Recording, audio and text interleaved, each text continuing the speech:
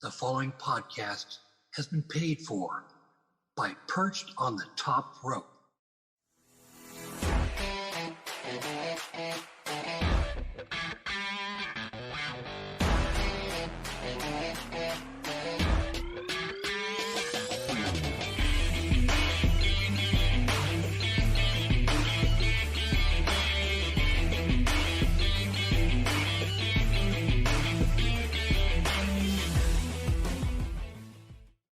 Welcome everyone to Perched on the Top Rope. It's me. I am your host, Lee Walker, and I am joined by Perched Gaming's video game guru, the adorable Alex Todd, and the Wrestling Encyclopedia, Justin Largito, here on Perched on the Top Rope. Ladies and gentlemen, this is the WWE WrestleMania Hall of Fame Hot Take, where we are going to spend our time on today's show talking about those who got into the WWE Hall of Fame, career highlights, and some who might not have done as much as others. I think we know who we're talking about here, but we're going to get right into it, ladies and gentlemen. The first inductee and your headliner, the Phenom, the Deadman, the American Badass, The Undertaker. The Undertaker has had a longevity career in professional wrestling, dating back to his time in WCW. I personally did not watch him in WCW when he was Mean Mark Calloway from 89 into 1990, but it's fine. It's cool. We're going to start right off with his career in the WWF, the World Wrestling Federation. As you fans now know it, the WWE. The good thing about this is between Justin, Alex, and myself, we all grew up on different generations of The Undertaker. For example, I'm the oldest one here.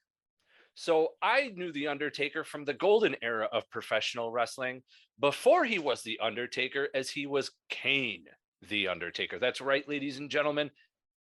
He originally had the name of his brother, Kane. He was Kane the Undertaker.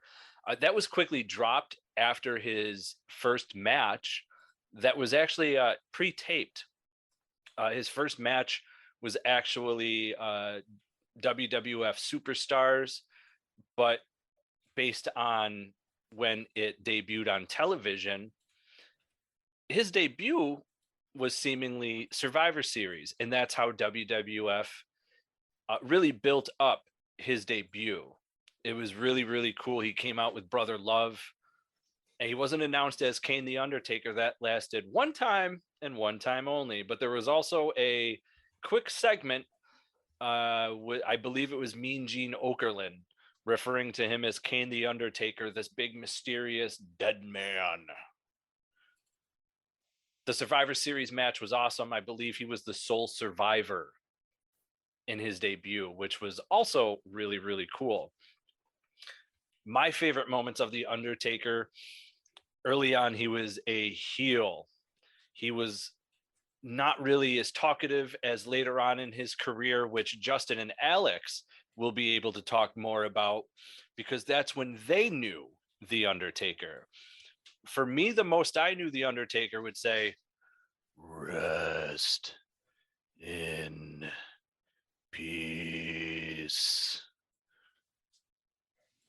Yeah, seeing The Undertaker for myself was a little bit different than what you did, what you saw as a child, Lee.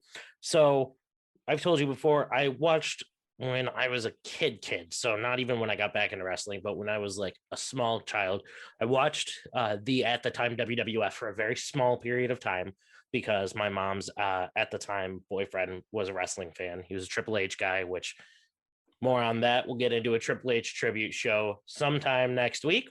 But I got into wrestling during like the very close to end, or even the high point of the Attitude Era, for a small amount of time.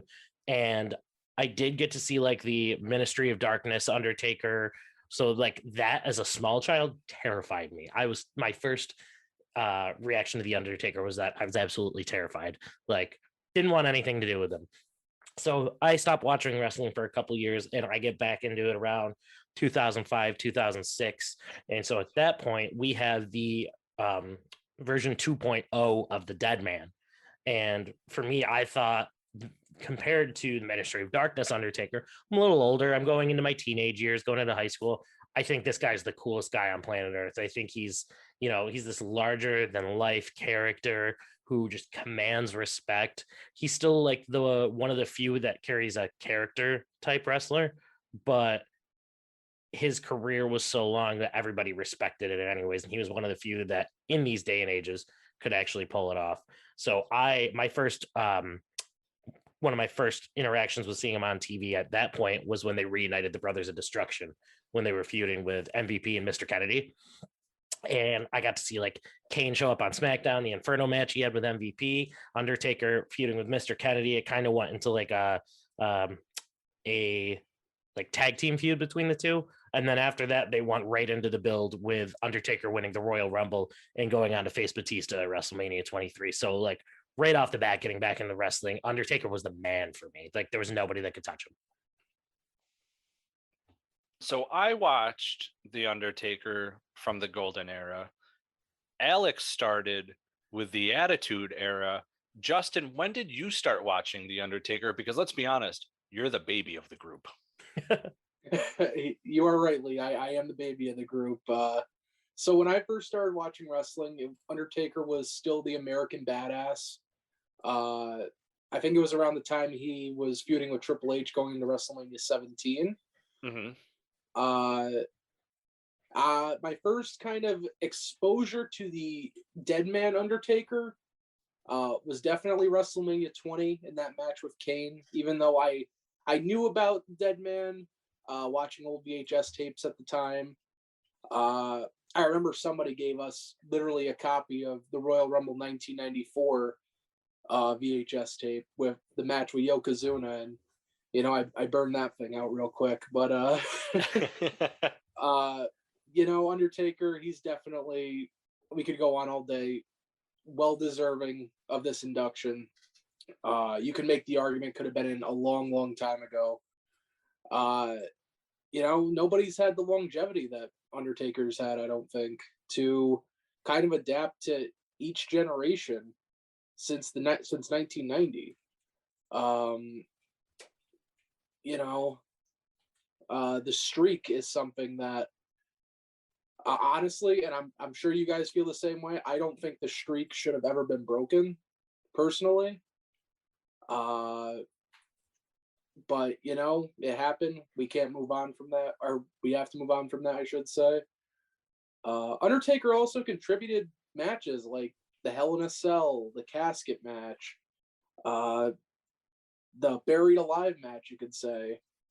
But all the other guys he's worked with, like Mankind and Shawn and Austin, and I said Shawn in a passing mention, but him and Shawn at WrestleMania 25, personally, that's my favorite match of all time. It was weird, and I don't really bring this up much, but 2008, I kind of got out of wrestling for a little bit, for a few months, and I don't know what it was. I don't know if I wanted to see what my life would be like without wrestling for a bit. It sucked, by the way. And I think that match, around the time that it came, really kind of brought my love back for professional wrestling.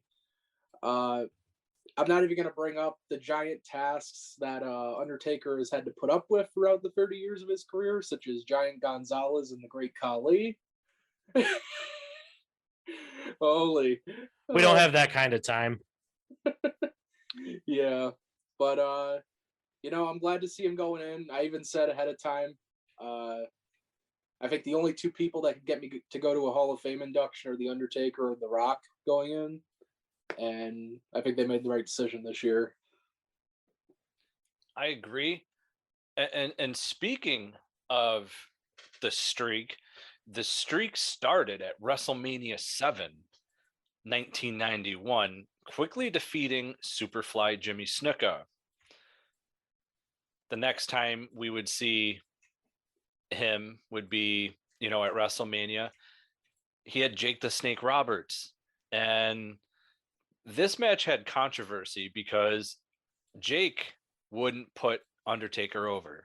He would not lose to him in the ring, which is why we saw the tombstone on the outside. Now, this was not the original plan for the match. Jake would get counted out. For whatever reason, he didn't want to put him over, and that's what ends up happening. The good thing about it would be, later in the year, Undertaker would defeat Hulk Hogan for his first WWF championship at Survivor Series of 91. This was awesome. It didn't come without help, though, as Ric Flair would slide a chair into the ring and Hulk Hogan would take a tombstone on the chair. Undertaker's first championship. As a kid, I remember this being like, oh my God, a bad guy has the title.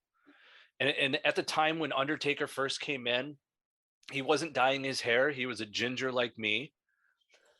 And they were using makeup under his eyes to really emphasize the DEADMAN aspect.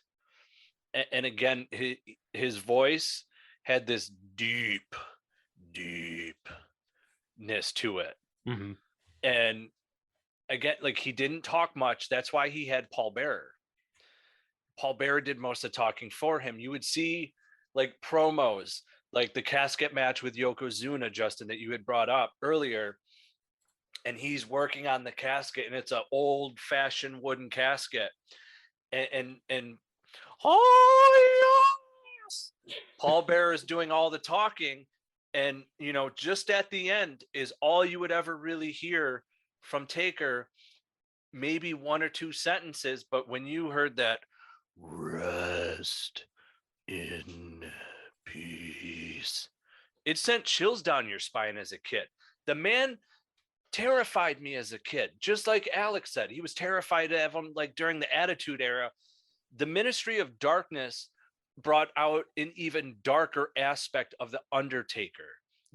Likes of things you would have never seen, like when he put Stephanie McMahon on his emblem, that metal thing, and she's chained up, and he's getting a forcible marriage out of her, and it doesn't happen. Guys come down and save her. We see Stone Cold Steve Austin lifted up on that thing on the entryway of a Monday Night Raw. Other things that like got really dark with him is when he started recruiting people. The things he did to Viscera, Mabel at the time, the things he did to Mideon. If you remember, they almost made Mideon like the old school, like medieval sacrifice, and he took that big knife and like just carved it down the chest of Mideon, and you see the blood. Of course, it was so realistic. You were like, holy crap, this is insane. Again, I like, now at this point, I'm 12 years old. The man was terrifying. The man did his job phenomenal, though. Another point that stood out to me as a kid with The Undertaker was his match with Brian Lee. Of course, if you don't know what I'm talking about or referring to, it was when we had The Undertaker versus The Undertaker. At the time when he first debuted, he wore gray gloves with a black and gray tie, and the hat had a ring of gray around it. And $1 Million Man Ted DiBiase has, says, "I've got the real Undertaker." And he's in gray. And this is where we see the transition from Undertaker with the gray gloves and the gray and the tie, and it goes to purple now for a while. Undertaker was the first big man that I watched fly over the top rope and not touch it. That really, to me, emphasized that he was showing off that big men don't just have to drop a big boot or have to stay on their feet the whole time. He did a really, really cool clothesline where he did like a somersault and would like hit you and then like flip over as he's like doing it. It was really, really cool. So the Undertaker really proved that he could fly, that, you know, you didn't have to just be on your feet. And as a kid watching that, and as he got older watching it, the more and more I realized a guy who's 6'10", 7 foot tall shouldn't really have the capability of jumping over a rope that high. But that just shows me that he took training seriously, that, you know, that was stuff he was practicing. For me, it was just really, really cool to see because, you know, at the time you weren't getting that out of big men like Hulk Hogan, Ultimate Warrior, things, you know, Giant Gonzalez. King Kong Bundy. Yeah. Yeah. Am I wrong? No, not at all.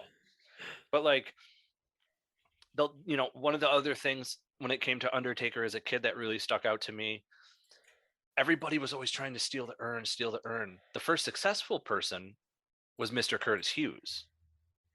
That book will be available soon, by the way, folks. I'm the one ghostwriting it. So check back in a few weeks with me to see how the progress is. Hey. But The Undertaker had a phenomenal career and was able to adapt his character throughout the years. You know, like during the Attitude Era, when we're seeing the transition of characters into more real life personas, he was able to continue the Undertaker gimmick.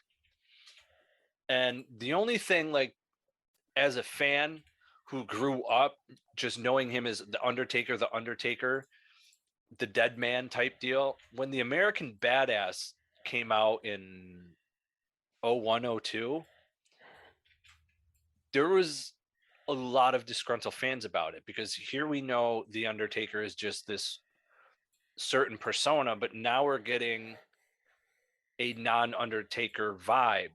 But what we were getting was who he was in real life. Right. The man likes motorcycles. The man likes heavy rock, you know, death metal, I guess, as you could put it. So that we were seeing more of who he really was outside of the ring, but was able to put it into the ring and made it work. And it worked phenomenal. The only other spot that I want to talk about, and I'll let Alex take over after this with The Undertaker, was with Kane. When it came to Kane, when Kane made his debut at the Hell in the Cell, you know, it was Undertaker versus Shawn, and Kane just rips that fucking door off like it was nothing.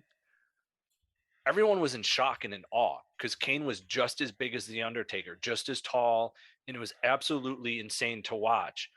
And Undertaker would not fight his brother for the longest time. If you guys remember going back watching Monday Night Raw, Kane and Paul Bearer, it was more Paul Bearer. Paul Bearer was say, we're going to run through everybody until you fight your brother. And these matches would start, you know, he attacked guys like Scotty 2 Hotty, the Headbangers. JBL, I believe, was one of them. Or at the time, he was just Bradshaw. And the lights would go out, and it was just red, and you would hear the Kane's music hit. He would walk down that aisle, drop a boot, clotheslines, choke slams, tombstone, and just hands go up, down, fire comes out of the ring. And everybody that he was in the ring with when he was doing this, like even guys like Flash Funk, the look on their faces was, oh, I'm in a shitstorm.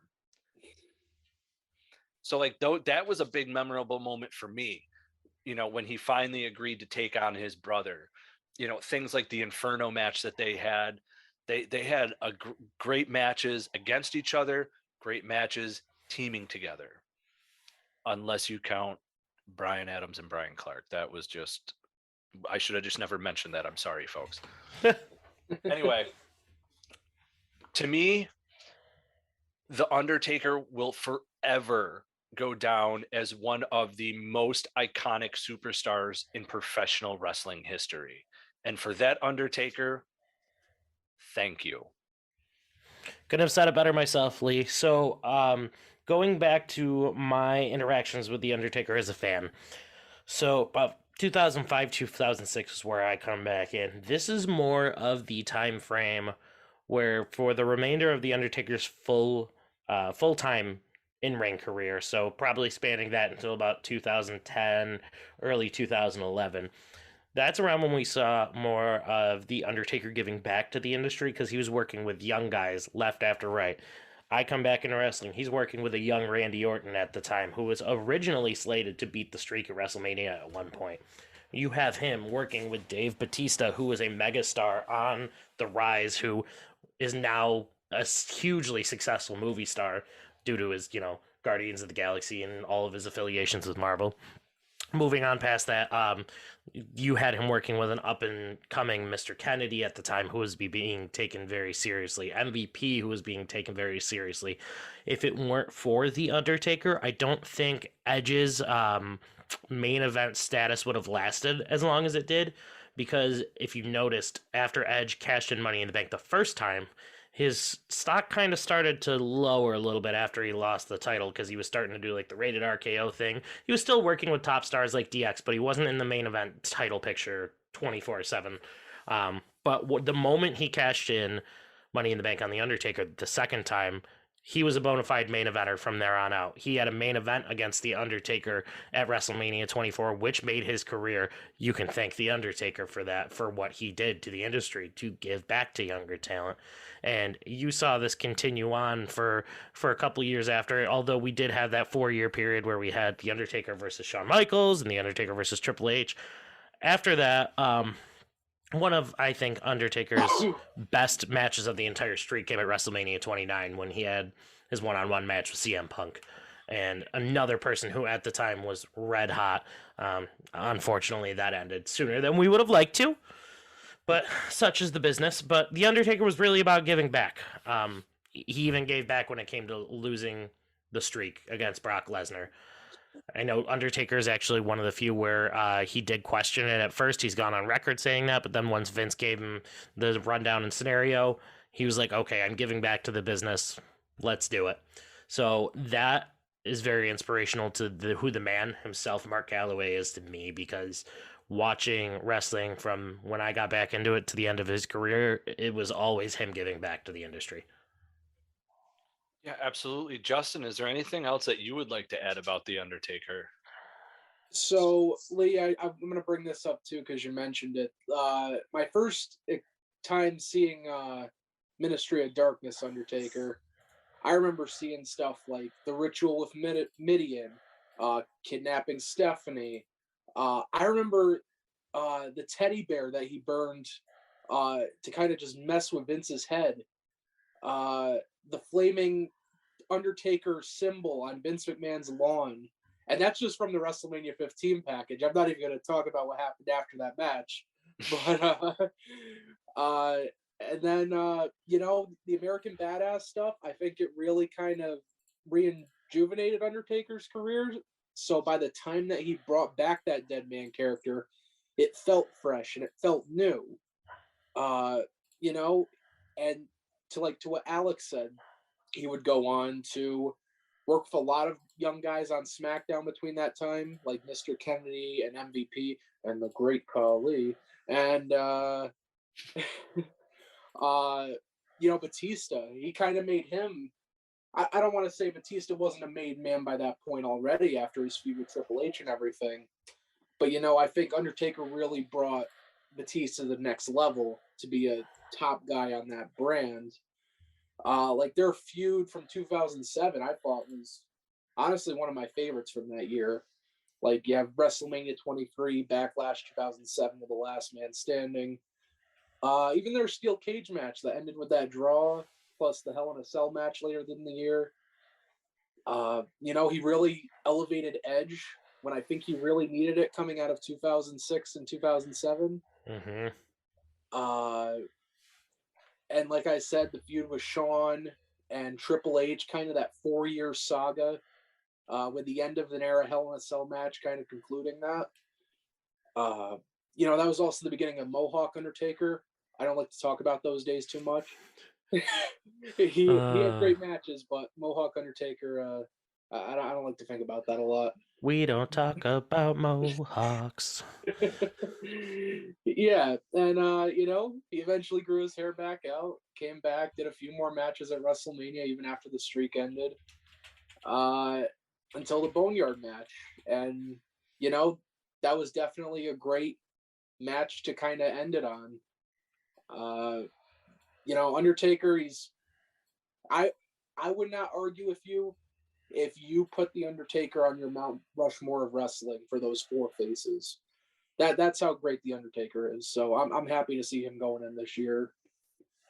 I'm excited. And the one thing that going forward with the WWE Hall of Fame, now we always knew that they kayfabed the Undertaker when it came to the Hall of Fame. He was not allowed to sit in the audience.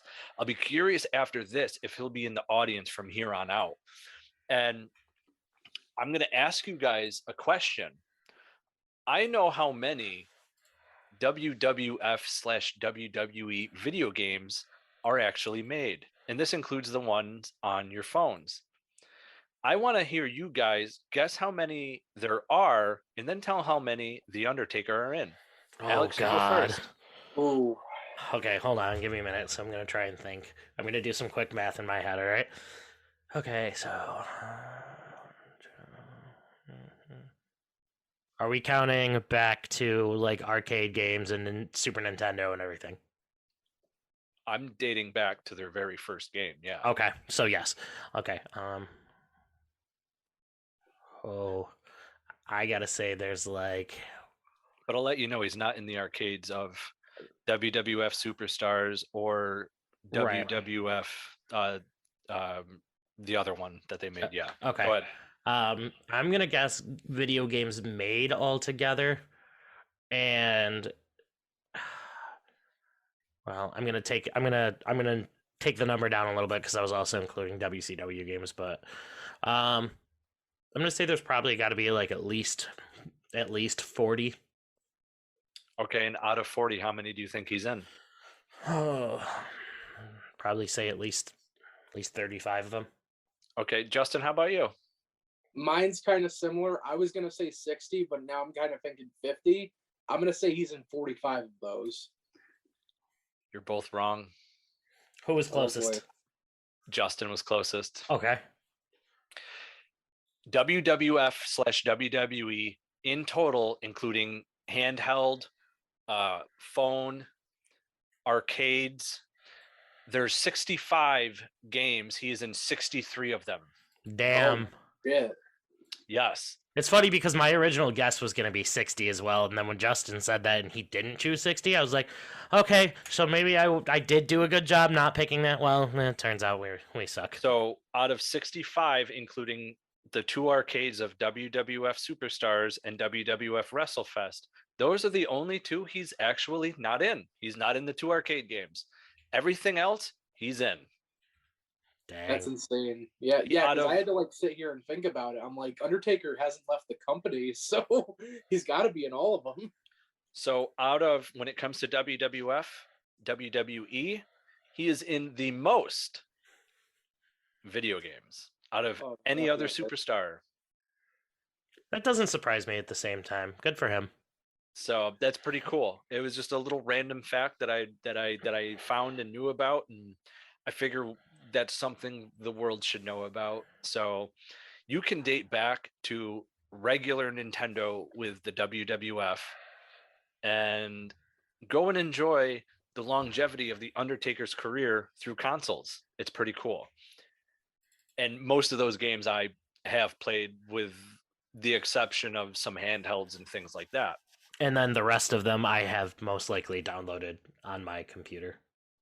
Legally, of course. That's why he's got a VPN. Oh. And we're editing that one out. So, aside from that, The Undertaker has had a phenomenal career. He is a 4-time WWF/WWE champion. He is a 3-time World Heavyweight champion. He's a 1-time Hardcore champion. He's a 6-time WWF Tag Team champion, and his partners that he's held these belts with were one time with Stone Cold, 2-time with, well, it's the big show, 1 time with The Rock, and 1 time with Kane. I'm sorry, 2 times with Kane. The 1 time was a WCW Tag Team Championship. Yes, The sir. Undertaker is also the 2007 Royal Rumble winner. He's a 15-time Slammy Award winner. 15. That's got to be a record. That's a big trophy rack. Right? All of these include, in 1997, he won Best Entrance Music. 1997, he won Best Tattoo. Multiple times for Match of the Year. 2009, 2010, 2012, 2015, and 2020. Those matches include Shawn Michaels WrestleMania 25, Shawn Michaels WrestleMania 26, Triple H Hell in the Cell match at WrestleMania, Brock Lesnar at Hell in the Cell, and AJ Styles in his final match, the Boneyard match. Okay. He won I like Moment it. of the Year in 2010 against Shawn Michaels at WrestleMania 25. 1994, these are out of order, I apologize. 1994, he won Most Intimidating, and rightfully so. 2011, he won Oh My God Moment of the Year, kicking out of Triple H's Tombstone Pile Driver at WrestleMania. 2015 was Rivalry of the Year against Brock Lesnar. Star of Highest Magnitude, 1997. 1996 WWF Greatest Hits. I had to make sure I'm reading this right. Sucking Diesel into the Abyss at In Your House. 6. Rage in the Cage. At least he wasn't just sucking diesel. This is true. There's some mean- rage in that cage. Oh, God. All right. He This won is Moment not a rated PG show, folks. ever. He won Moment of the Year 2020, The Undertaker's Farewell at Survivor Series.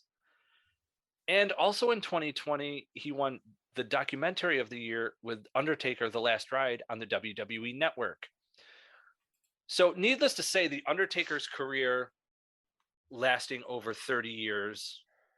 Again, Undertaker, we thank you. Now we know that at the Hall of Fame Friday on Peacock, it is going to be Vince McMahon himself inducting The Undertaker. Now, these guys have a more than boss employee relationship. I'm expecting Vince McMahon to get emotional on this one. I'm expecting The Undertaker to get emotional. The only thing I'm hoping is that with a smaller class that we have this year, everybody gets their time. I agree. You know, nobody gets cut off. It's very, very hard to sum up a 30-year plus career in 10, 15, 20 minutes. And I think that's impossible. If this goes 2 hours, 3 hours, 4 hours, I'm cool with it, to be honest with you. And I'm talking about just his speech alone. I'll watch the whole damn thing. Absolutely. So I'm very excited for that. I'm also excited for the next person that we found out was going to be inducted. I had mixed emotions on this. I was very excited for the person. But then when I realized, I'd remembered back when Vader was still alive, he was adamant that he really, really wanted to go in to the WWE Hall of Fame while he was still alive. He was going through heart failure. He had made the announcements on social media. I myself interacted with Vader a lot on Twitter. He was always retweeting me, quote tweeting, liking stuff. Leon White, in his early years, we know had some issues. You know, it is what it is. We all have issues. In his later years, you know, becoming a better person for himself and his family and everything, his career spanned almost just as long, if not longer, than The Undertaker. He started earlier. Former football player. He wrestled all over the place, from AWA, New Japan Pro Wrestling, UWA, which is the Universal Wrestling Association, World Championship Wrestling, WWF, all Japan Pro Wrestling Noah. He was part of TNA. He made sporadic returns in the WWE itself. Again, as a kid, I did not watch WCW. To be honest, I did not really know about it until randomly discovering it on TNT when, they were making big announcements that they were going to be doing WCW Nitro. And then WWF started doing these like vignettes, like making fun of WCW, hiring all the old wrestlers like Hulk Hogan and Macho Man Randy Savage and things like that, and Mean Gene Okerlund, and they would make fun of them in vignettes and promos and stuff like that. Vader was exactly what you would have thought when it comes to the New Japan Pro Wrestling and the Japanese style of strong style. Over in Japan, if you want to make wrestling look real, you hit a little harder. They want it to look real. So their style is stiff. Vader was a stiff worker.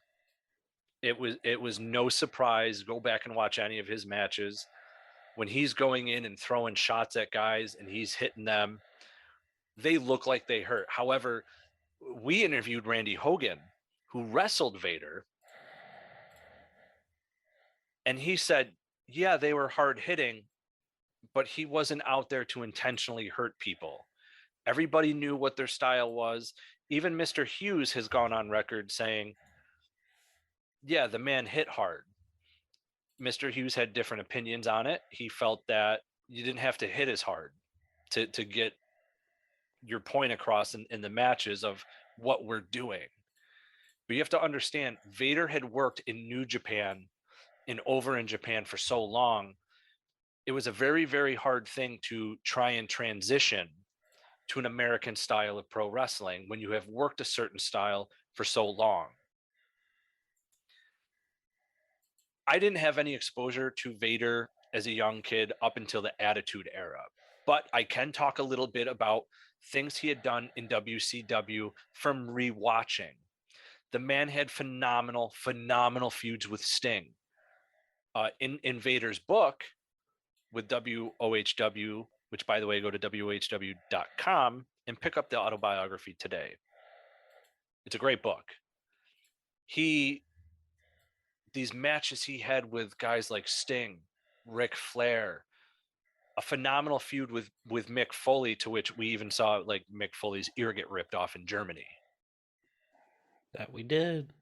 Vader had such a strong style in a match. And it was in New Japan. His eye had popped out of the socket and he finished the match. Unheard of. We now watched WWE. That's how you do an eye for an eye match. We watched Sin Cara bend his little finger, and the ref had to throw the X up because Sin Cara was going, ah! Vader's eye is out of his eye. Like, his eye's out of the socket, and he's still going. Call him ruthless, call him whatever you want. I called him a phenomenal worker. He was one of the best, if not the best, super heavyweight in the business. You ever see a man near 450 plus pounds do a moonsault off the top rope? No, but you can say Vader did if you go on YouTube and look it up. Vader's moonsault was phenomenal, by the way. For a man his size to be able to perform a move like that, it defies gravity, literally defies gravity, because a man who's 450 plus pounds should not leave his feet in fear of breaking his own ankles. It's funny that you say that, Lee, because I was actually reading an article the other day from Heath Slater of WWE, whatever you guys want to call him. He was actually speaking on Vader's Hall of Fame induction coming up. And if you remember back in 2012, Heath Slater was doing that, like, I want to face all the legends thing on Raw leading up to Raw 1000. Yes. And one of his matches was with Vader. And he talked about that just a couple days ago while talking about the Hall of Fame coming up. And he's like, so yeah, he's like, Leon and I, he's like, we sat down, we talked before the match came. And he's like, I looked at that man right dead in the eyes and I said, man, you can do whatever you want to me, but it is 2012, whatever, how you say it. And the only thing that you are not doing to me is that moonsault. He's like, it has nothing to do with not trusting him or anything. He goes, it was 2012, and literally anything could happen. I was in a good run. He goes, I wasn't getting hurt. Yeah. You know, the man had great matches. As much as people want to be like, well, he did this, he worked too stiff, he did this. It was the style he worked, like it or not. It worked for him. He was a big guy. He had to make it look like he's a big guy and hit like a big guy. Mm-hmm. You know, and that's what we saw out of him. Doesn't take away from anything he did in this industry. Again, great feuds with Sting, Luger, Ric Flair, Hulk Hogan in WCW. Again, I said I had gotten my exposure when he had come to WWF, but this was a perfect example of him in the WWF and WWF not knowing how to properly use him. Just like Vince McMahon said, when Bret Hart would go to WCW, WCW is not going to know how to use Bret Hart. And that's the truth. This is the truth here with WWF. They did not know how to use him. Did they make up for it later on through sporadic appearances in like 2005, as Alex had pointed out, 2012? I would say so. Again, I'll never take away from Vader's career. Such phenomenal feuds in WCW. If you go back and watch those, the man had a tremendous power bomb. He had a hell of a choke slam. I mean, let's not forget. Y'all remember who gave him this? You remember who gave him the V sign with the hands? Oh, I know this one. I literally knew this. I'll wait. Hold on. We interviewed him. Yeah, I know we did. Oh, wow. I'm going to kick myself in the ass for this one. It used to be hard to find the exact auto parts you needed, and that meant spending a lot of time at swap meets. It's a different game now when you can order exactly what you need from eBay Motors. They have 122 million parts, so you can always find the right fitment. Spend less time searching and more time building with the eBay Motors app, or visit ebaymotors.com. Let's ride. The following announcement. Oh, Neil has been Pruitt. paid for shit. the New World Order. WCW producer actually had Vader. He was the one who gave the Mastodon there the V fingers. Another thing that Vader had that was really cool that I would have loved to have seen be used in WWF is that big head thing that he wore. Sometime the Mastodon big mask that went over his shoulders. That thing was cool as hell. Absolutely. Vader had a unique mask. He had unique ring attire, and it was really, really cool to watch him. It was. Alex, I'll let you go ahead and speak yours on Vader. So, unlike you, I didn't get much exposure to Vader's career. It's just how the time frame ended up when I started watching wrestling. His career he wasn't doing much at that point.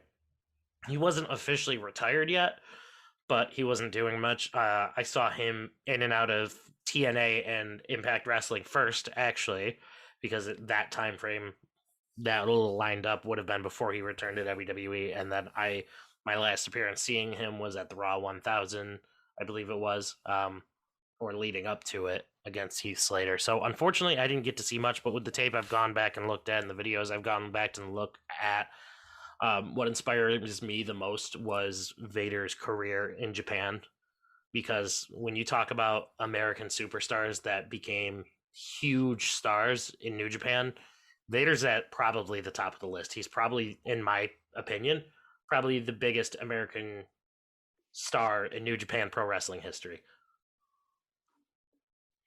Yeah.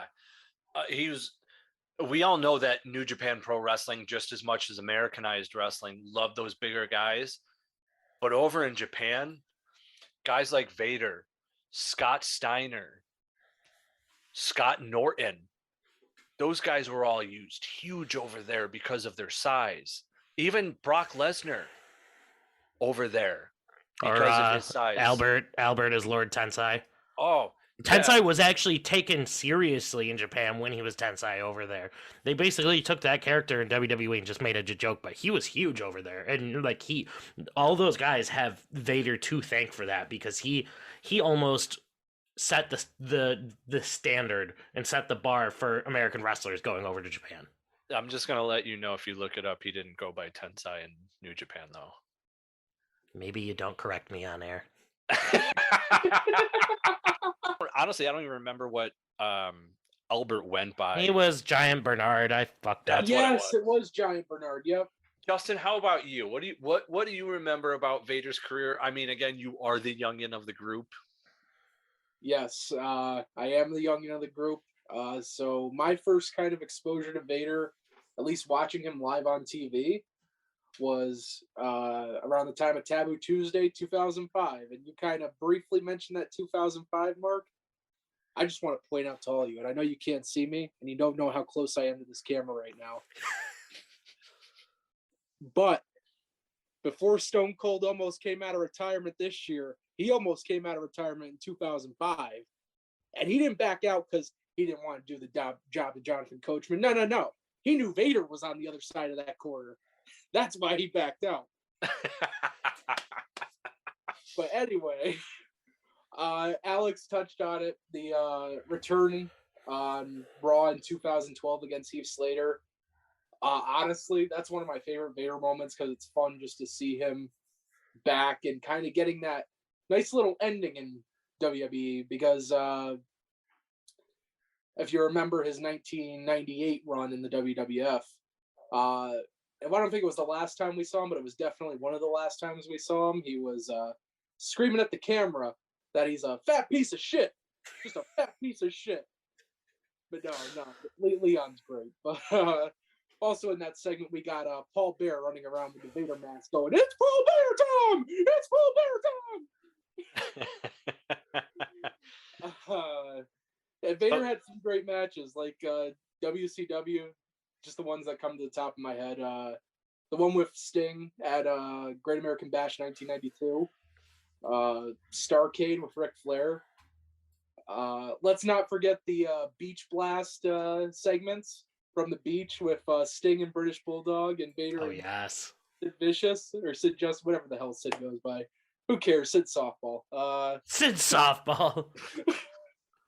Oh, God. Let's not forget Vader was a part of that big Ron Simmons moment of him winning the world title too, from WCW Saturday Night. I think that should be kind of acknowledged as well. But Vader was great. I've always loved Vader. I love going back and watching his stuff. Also, I just thought about it that Vader bombed to Gorilla Monsoon on one of Vader's first appearances on Raw. That's one Raw moment that gets talked about quite a bit, actually. But no, Vader was great, and I wish he had more success in that WWF run in the late 90s. I really do, too. He was paired with Jim Cornette as his manager. Seemingly a good fit. I remember Jim Cornette actually during that segment was trying to stop Vader from attacking Monsoon, because Jim Cornette knew that there were going to be repercussions to those actions. But we also saw a different side of Vader that we saw on television appearances. We'd seen him on Baywatch, and the episode was Bash at the Beach. And I'm also going to touch on one of my personal favorite shows that he had a reoccurring role on from 95 to 96 as Francis Albert Leslie. He did 3 episodes on Boy Meets World. Yes! That is the one I was waiting for. It was really cool, honestly, to see Vader on that show at the time, especially knowing his persona was a big heel. And at first, the first episode, they had him play as a heel and wrestle in the gymnasium, if you guys remember watching that. And then the other 2 episodes, he was, it was a more nicer side of Vader that we had seen. Still really, really cool that he was part of all of that. Vader, just like The Undertaker, is in a bunch of video games, but from different companies outside of WWE. He's part of various games of the Fire Pro Wrestling series of Japan. Those are great games if you haven't played them. He's also in Virtual Pro Wrestling. He's in Kings of Colosseum. Those games, the Virtual Pro Wrestling is just like the WCW World Tour and WWF No Mercy on Nintendo 64. Now, I'd already stated earlier, Vader had wanted to go into the WWE Hall of Fame while he was alive. He advocated for it. He really pushed for his book that Kenny Casanova helped him on. And speaking of Kenny Casanova, we're going to have him on the show this Friday to do a special interview. Shameless plug. Yeah. However, it's the accomplishments also that have helped Vader get to this point of the WWE Hall of Fame class of 2022. I'd mentioned some of the companies he had worked in. All Japan Pro Wrestling. He's a 2-time Triple Crown heavyweight champion. He's the Champion Carnival and the World Tag Team Champion with Dr. Death Steve Williams. In New Japan Pro Wrestling, he is a 3-time IWGP Heavyweight Champion.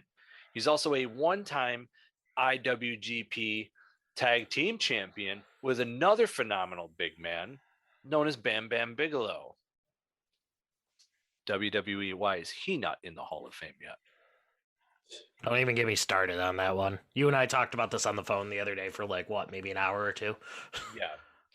When it comes to WCW, he is a 3-time WCW World Heavyweight Champion. He is also a 1-time United States WCW Champion. And in 1993, he won Battle Bowl.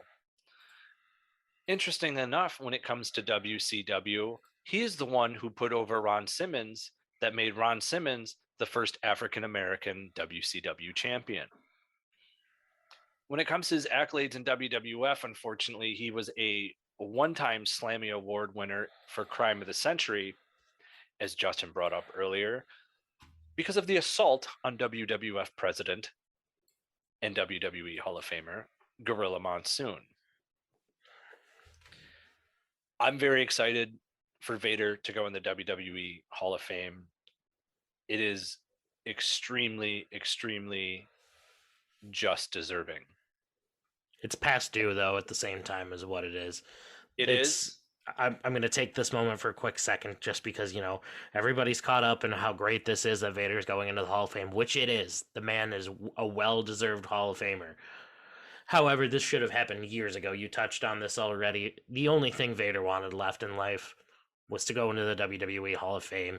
He found out a couple years before he passed. It was about, I think we said 4 that after he had gotten the original diagnosis, he lived past. I think it was he had 2 years to live when he got the initial diagnosis. Yeah, and then he lived past it, I remember, for a little bit, I believe. Yeah. So that's at least 2 years that they could have found some sort of spot in the WWE Hall of Fame. There's people that I guarantee you there's people that went in that time frame that either could have A, waited, or B, maybe didn't belong there. Well, speaking, in my opinion, of not belonging, is our next WWE Hall of Fame inductee. Trigger warning. Lee is about to piss some people off. Or people are going to agree with me, one of the two. One of the two. Our next inductee is Sharmell. I have nothing to really say about this other than the only thing I knew about her career, because when she was in WWE, I wasn't watching. I did not watch in TNA when she was with Booker T and the whatever mafia they were. Main Event Mafia. Thank you very much. Thank you. Put some respect on their names. Yeah, thank you. The only thing I know about her was I think she was a Nitro girl, and she was paired with Kiwi from WCW from '99 to the end of WCW. You guys can take it away. So for me, seeing Charmel, I think I caught the tail end of her career, which may have been her whole career.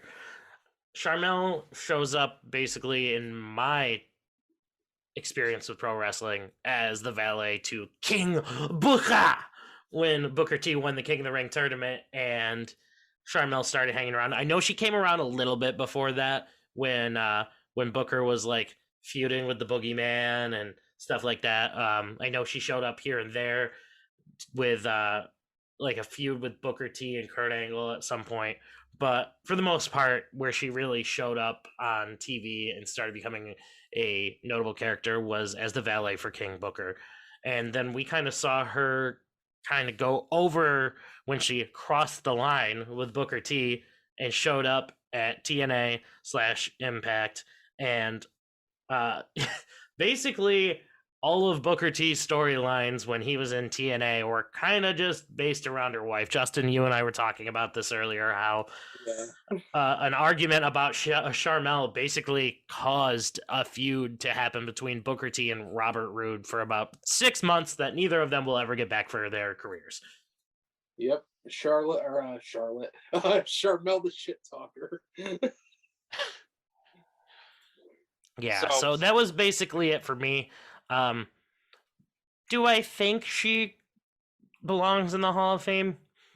At some point, maybe. I think this is another one of those cases where if she does belong as a manager, that either way, it's still too soon. Where's Miss Elizabeth? Where's Luna Vachon? Yep. Where's Melina? Where's Michelle McCool?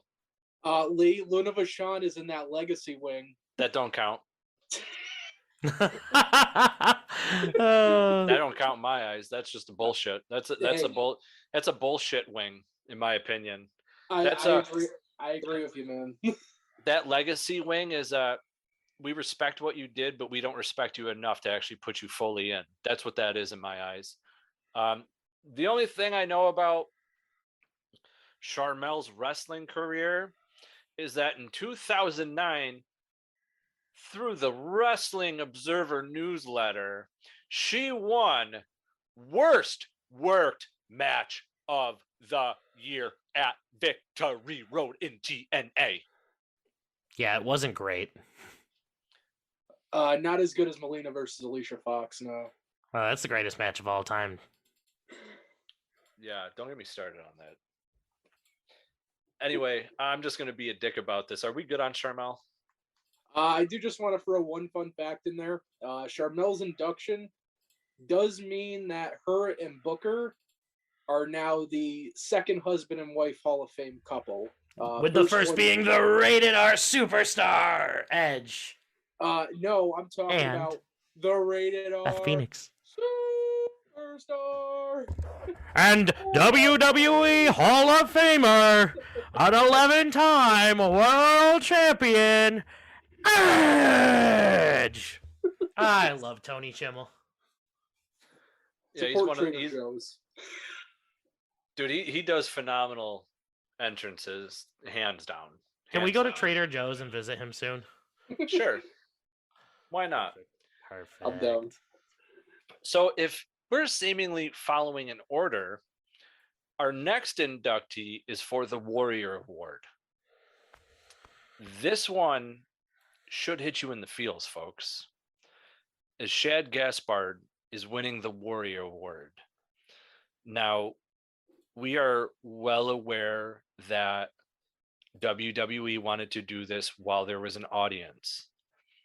Sadly, Shad had passed away May 17th of 2020 when he and his son were taken out by a rip current in the ocean. And as he was trying to save his son, he had got caught up in the mix. Lifeguards had come out and they went to him first and he said, "No, save my son." Tragically, Shad would pass away from drowning. Whatever you felt about Shad's career is okay, because it's the heroism that he did for his son that has him here today getting the Warrior Award. We know that he had passed in 2020 and fans were adamant that he should be in right away. I also understand their fan side that feel that way. I also understand WWE wanting a proper respect for Shad with an audience.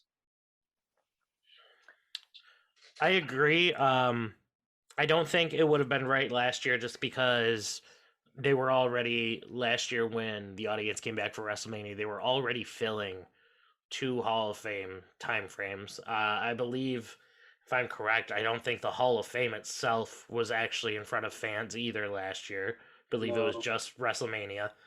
And they were also doing the 2020 and 2021 Hall of Fame. And we actually, with your initial interview of Rob last year, Lee, we talked about this with Shad receiving the Warrior Award, and we got Rob's thoughts on it. And we had talked about how much more of an impact this would have if, they always do the Hall of Fame ceremony before Mania, but then they do that little blurb of it during the show. And Rob said, how much more impactful will this be if we're live at WrestleMania? They announce Shad's winning of the Warrior Award, and his son walks out in front of hundreds of thousands of people to accept the award for him. There won't be a dry eye in the room. No, there won't. There won't at all. Now, for those who don't know about Shad's career, he originally qualified for the finals to appear on the television show Tough Enough 2 in 2002. He was disqualified and replaced for failing a physical.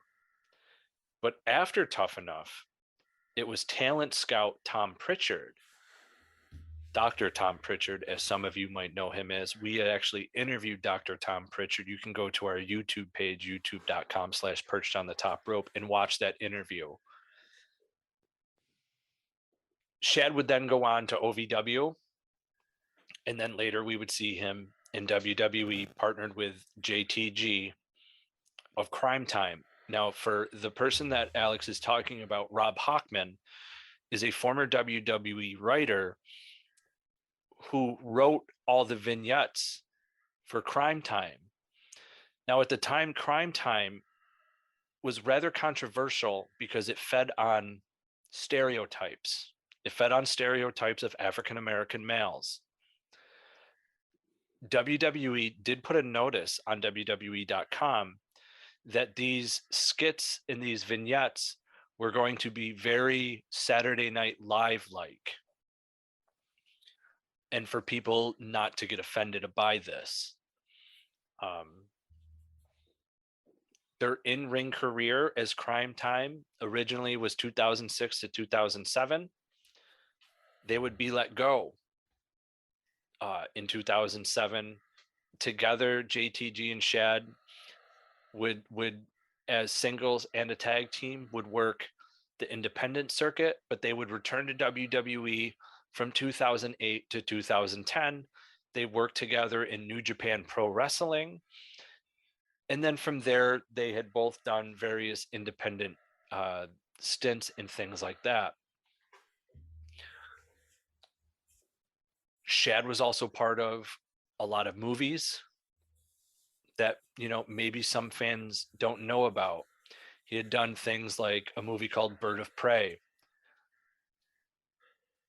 What was the other one there? 2015, he was in Brothers. In 2015, he was also in Get Hard. What a good movie. So there was a lot of things outside of wrestling that he had also done. We had also seen on television. He was in From Dusk Till Dawn, the television series. He was part of Key and Peele, the show on Comedy Central. Big Time Rush, The X's, The Game. He was in the last Sharknado, It's About Time. And then he had done voiceover work. He was Bane in Batman, The Enemy Within. And he was also Kratos, God of War, doing motion capture. And he performed as Bane motion capture and stunts for those video games. When it comes to championships and accolades, NWA wide side, he was a tag team champion with JTG. In Fighting Evolution Wrestling, a tag team champion with JTG. OVW, Southern Tag Team Championships, same thing, both with JTG. Everything he had done as a tag team, he and JTG had won. World Wrestling Alliance Tag Team Champions, JTG. Again, it's not so much about really his wrestling and the accolades that he performed as a professional wrestler. It's his heroism. Mm-hmm. The man sacrificed himself for another loved one, which was his son. And that's what the Warrior Award in WWE's eyes is supposed to be about. People that impact the community, or people who have done well, or people that are just good people, I suppose. Last year, we saw Titus O'Neil accept the award on behalf of his contributions to the community. We've seen others win the award in the past. We've just seen people that are just inspiring win the award, and this year's no different with Shad. We've been begging for some sort of recognition from WWE since Shad's passing, and it looks like they planned on doing this all along, but they wanted to give him the correct send-off. Yeah, absolutely. Justin, is there anything that you would like to add when it comes to Shad and receiving this award? So I'm glad WB is kind of listening to the fans on this. Maybe it was their intention to begin with, but I'm glad he's getting this award. I'm sure you guys can agree with me on this. I think it's shocking that Crime Time never held the tag titles once. Highway robbery! A run. With how over they were at that time, it's just insane to me.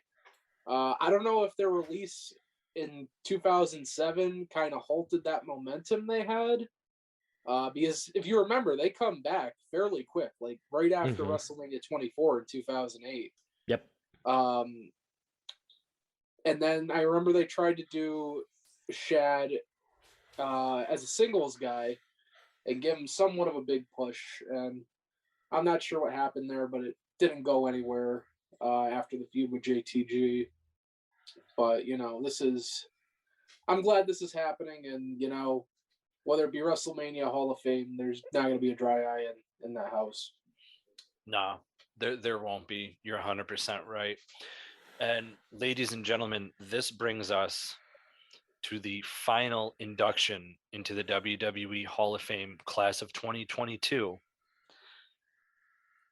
And you should be just as shocked as I am, because one of these people was very adamant that the WWE Hall of Fame was bullshit and that he would never go in.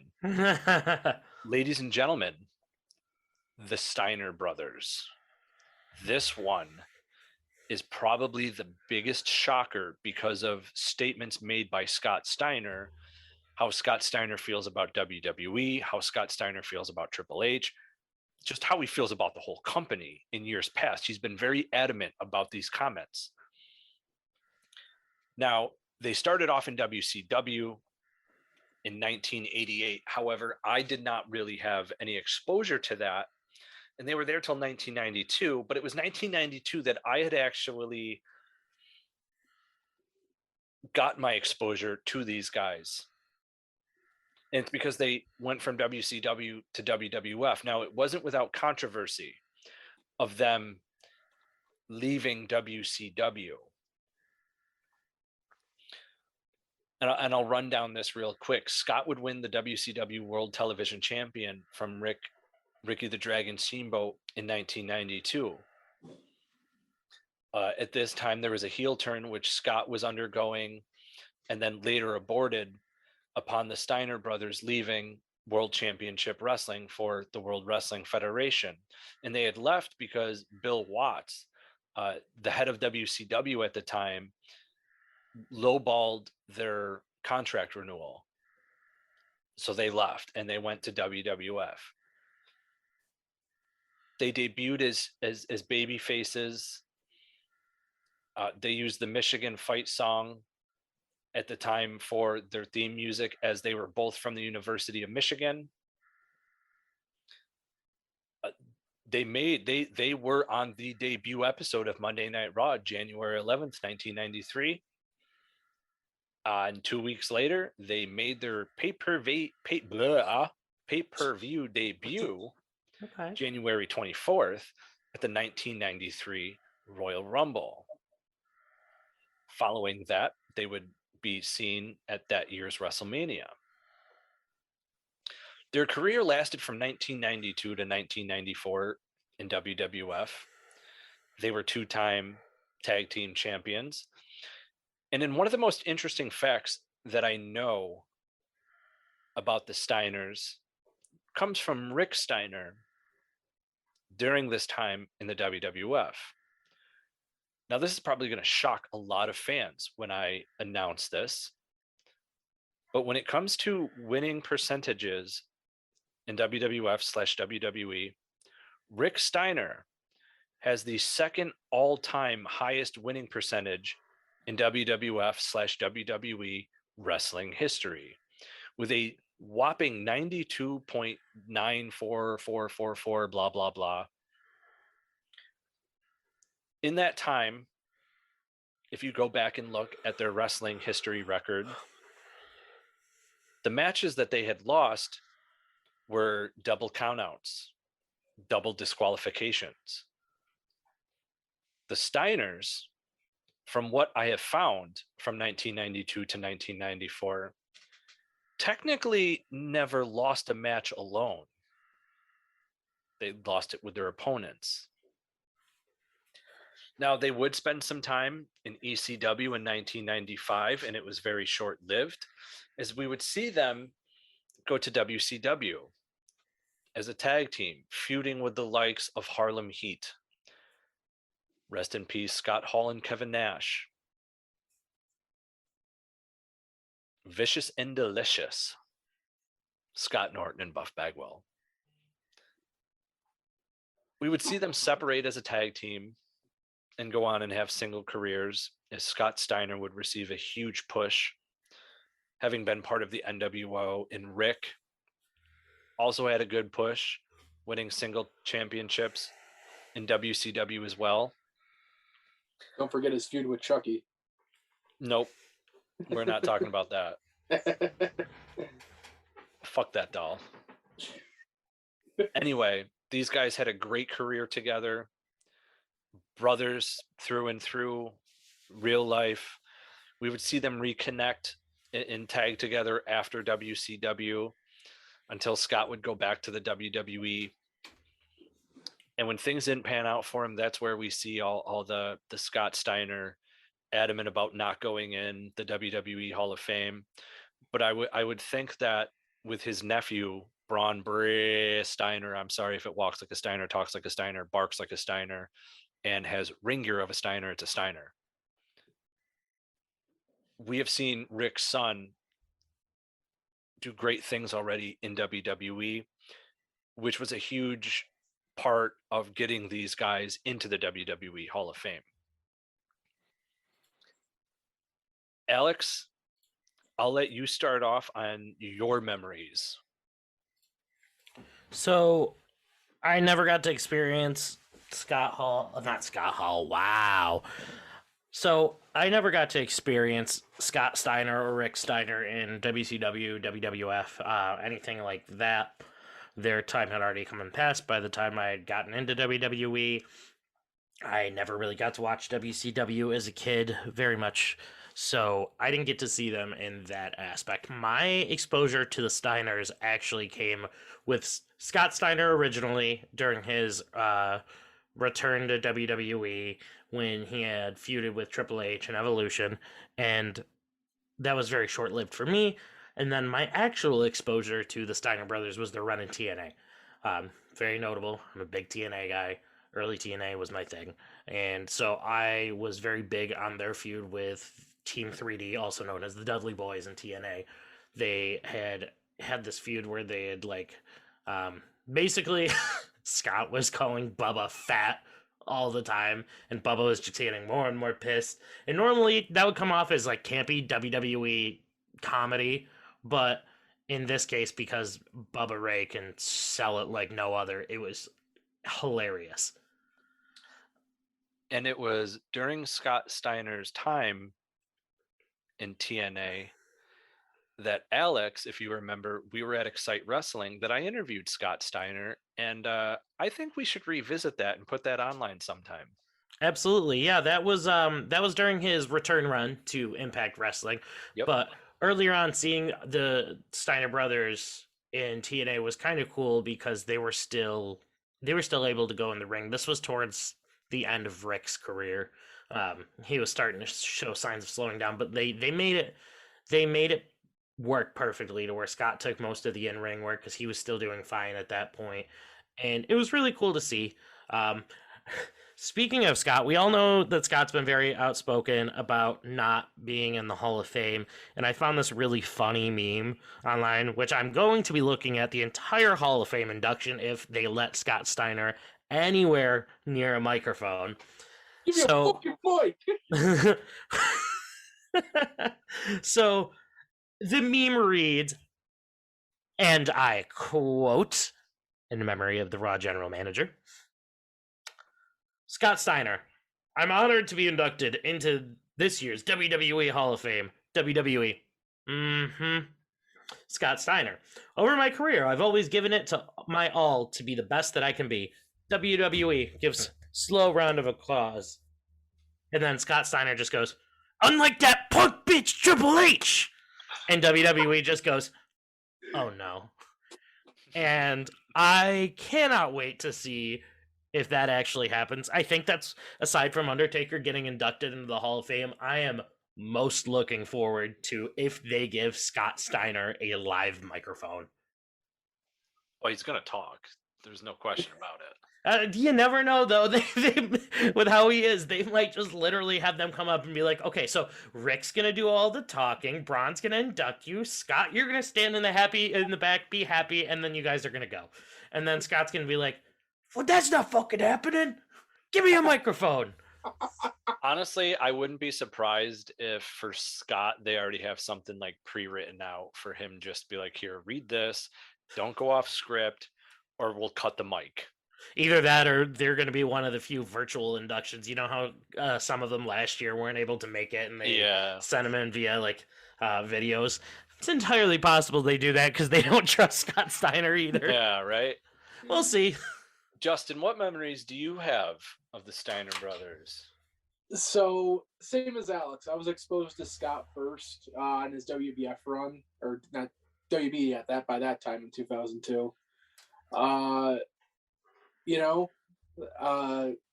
was the big bad booty daddy, bleach blonde hair, goatee, nice little chain link hat, no, not hat, but cover on his head. And, going back and watching the Steiner brothers and seeing how Scott Steiner was in 1993, I'm like, there's no way that's the same person. Dude, that's the same thing I thought when I went back and saw their old footage. I was like, they've replaced him. This is a different person. Yeah, and my first kind of exposure to the Steiner brothers as a kid was actually same as Alex, their TNA run and their feud with Team 3D, which Alex, if you remember, that kind of got put on hold for a bit because Scott Steiner had to have surgery. Wasn't it in Mexico? Yeah, he almost died. Yeah. So Road Warrior Animal, of all people, actually stepped in and teamed with Rick at a Slammiversary that year to take on the Dudleys Team 3D. Another thing I want to point out, just because they're staring right at me, and Lee, I know you'll agree with me, the Steiner brothers have probably one of the best looking Hasbros out of that whole line. Just the bright singlets and everything I think is awesome. Their match at WrestleMania 9, Head Shrinkers, I think is actually one of the brighter points of that show. Other than Tatanka and Shawn and kind of the whole Roman Caesar Palace presentation of it all. And like Lee said, I'm very surprised Scott Steiner ended up agreeing to this induction because for years it was hell no to the Hall of Fame. And as we were kind of getting closer to it, I'm like, okay, and this is literally the week of the Hall of Fame, the week of the inductions. Maybe Steiner agreed and then he backed out. Maybe this ain't happening. But no, they announced it yesterday afternoon. But definitely a well-deserved place in the Hall of Fame for the Steiner brothers. Absolutely. And as a tag team, they have quite a list of accomplishments, all the way from two-time WWF Tag Team Champions. When it comes to New Japan Pro Wrestling, they are a two-time IWGP Tag Team Champion as well. When it comes to WCW, they are a one-time NWA/WCW United States Tag Team Champions, as well as when it comes to the WCW Tag Team Championships themselves, they are a seven-time Tag Team Champions. Now, if you want singles, Scott Steiner's a one-time WCW Heavyweight Champion. Between the two of them, they have held the WCW Television Championship 5 times. Rick holding it 3, Scott holding it 2. They've had a phenomenal career as a tag team. Again, a longevity career, much like The Undertaker, much like Vader when it comes to their professional wrestling careers. All I can think of is that it took a lot to get this to happen. And I'm positive that Braun Breaker, Steiner Breaker played a huge factor in this when it comes to getting this to happen. Now, there's supposed to be a rumor that Sid was going to go into the WWE Hall of Fame this year, but rumor has it he had a softball game. Ladies and gentlemen, you can go to our YouTube page, youtube.com/perched on the top rope, for all these awesome interviews that we have talked about today. If you want to listen to our podcast, you can listen anywhere and everywhere, from Apple, Spotify, Google, Amazon, Stitcher, Podbean, Podbay, and RedCircle. You can find our podcast anywhere podcasts are found. All you got to do is search Perched on the Top Rope. We are on Facebook, rapidly closing in on our first round of 10,000 followers. Facebook.com/Perched on the Top Rope. We are on Twitter at Perched Top Rope. Perched on the Top Rope doesn't fit. It's too long. You can find us on That's what she said. You can find us on Instagram at Perched on the Top Rope Podcast. Ladies and gentlemen, we're also on TikTok, where we produce some of the funniest Selena scenes involving some of the greatest moments in professional wrestling history. And if that's not funny enough for you, you can watch the Taskmaster, Kevin Sullivan, yes, the leader of the Dungeon of Doom in WCW, get humped by a dog. Every fucking time. I was waiting for that. Ladies and gentlemen, make sure you catch the WWE Hall of Fame on the Peacock Network, 10 p.m., right after SmackDown airs. Sorry, Rampage, but your ratings are going to suck. Ladies and gentlemen, this has been another episode of Perched on the Top Rope. Make sure after you listen to this episode, go back and listen to all the other episodes. And lastly, we want to thank those who have gotten us on Chartable's Top 250 Wrestling Podcasts. America, Great Britain, Canada, Ireland, Germany, Australia, and Indonesia. We thank you for getting us on those charts. Ladies and gentlemen, this has been another episode of Perched on the Top Rope. And always remember, spoiler free's the way to be. We're out. Later. Peace.